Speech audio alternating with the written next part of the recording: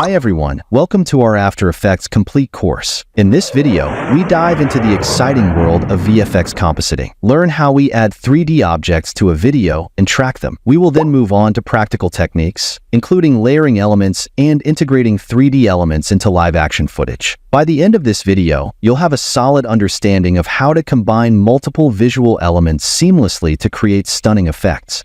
Let's get started.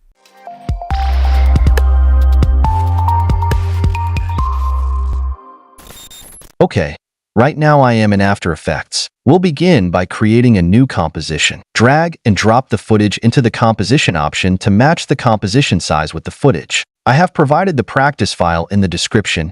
You can download it from there. Now, select the footage, go to the tracker panel, and click on Track Camera.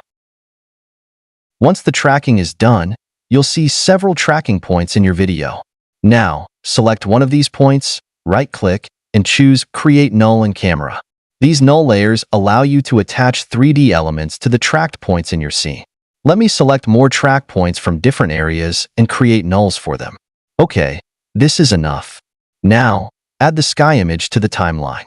Click on this 3D option to convert your image into 3D. Press S on the image and decrease its scale. Now press P and move the image upwards like this. Let me adjust the sky image. We only need this part of the sky, so we'll create a mask on it. To add a mask, click on the rectangle tool and select the area where you want to add the mask. Okay, now expand the Mask 1 option and increase the mask feather value to 100. It looks good, but you can see there's an empty part. To fix this, select the rectangle tool and create a mask over this area. Subtract this mask in the Mask 2 option. Press Ctrl+D on the image layer to create a duplicate. Right-click on the duplicate layer, click on Flip Horizontal Under Transform. Press P on the duplicate image and move this image to the right side. Now it looks good. To add a 3D object to your footage, we need to create a solid layer first. Right-click on the timeline and create a new solid. Name it Element and click OK. Navigate to Effects and search for Element. Drag and drop this effect onto the solid layer. Now, navigate to Effects Control and click on Scene Setup. A new window will open to work in Element 3D. Click on the Import option to import the 3D model. I have provided this 3D model in the description. Adjust its position like this. Now we'll add a wooden effect to the structure of the house from the Preset option. Add a black glass effect to the windows of the house from the Preset option. Click on this option and rotate the house like this. Let me adjust its position. Now, let's add a rock to our video. Move the rock to the right side. Click on this option and decrease its scale. Adjust the position and scale of the 3D models according to your needs. Select the rock, go to AUX channel, and set it to channel 1. Now click OK. Here, you can see we have 3D models in our video, but we need to adjust their position. To do this, navigate to Effects Control, expand Group 1, then expand Group Utilities, and create a group null. Now press P on the track null and copy its position by pressing Ctrl+C and pasting it into the Group 1 null by pressing Ctrl+V. Select the element layer, navigate to Effects Control, expand Particle Look, and increase the particle size like this. Expand AUX channel, and move the rock to the right side from this option. To add a shadow effect, go back to Scene Setup again. Click on Create and add a plane model. Click on this option and increase its scale. Now, add a matte shadow effect to the plane model. Click OK. Go to Effects Control, scroll down, and expand Ambient Occlusion. Enable it and increase SSAO intensity. Here, you can see we have the shadow of our 3D models. Now, we'll work on the lighting. To do this, right-click on the timeline and create a new light. Select the color from the sky and click OK. Press AA on the image layer and turn off Accepts Lights. Do the same thing with the duplicate image layer. Here, you see the light does not affect our sky layer. Again, right-click on the timeline and create a new light. Set the light type to Point and click OK. Now expand this point light and increase its intensity to 300. Expand the parallel light and decrease its intensity to 50.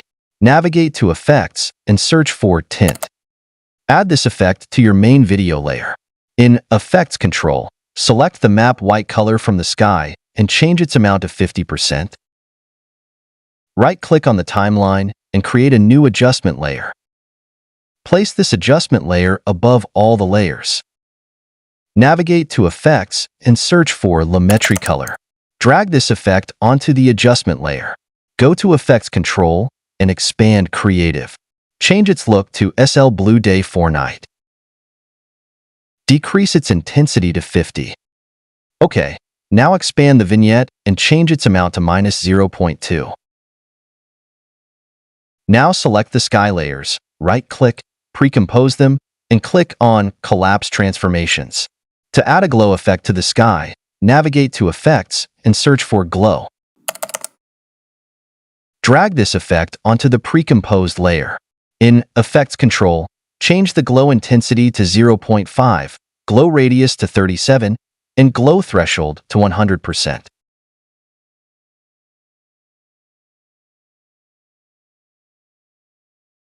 Also, add this effect to the adjustment layer.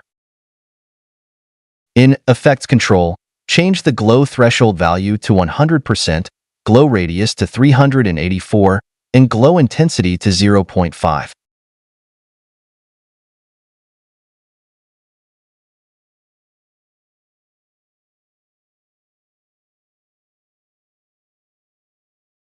Here we have the final result. Now, select all the layers, right-click, and precompose them. Name it Render and click OK.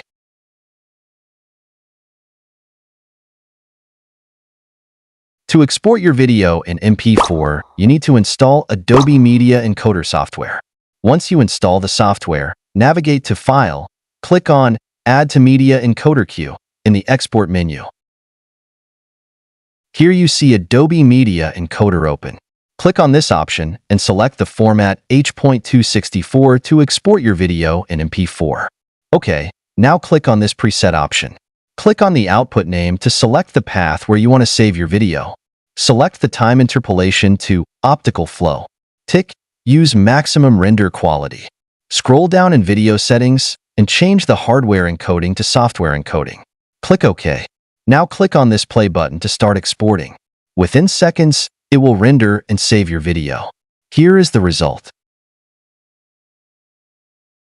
I hope you've learned a lot and are feeling more confident in your VFX skills. Remember, mastering these techniques takes practice, so don't hesitate to revisit any section and apply what you've learned in your projects. If you found this video helpful, make sure to like, subscribe, and hit the bell icon.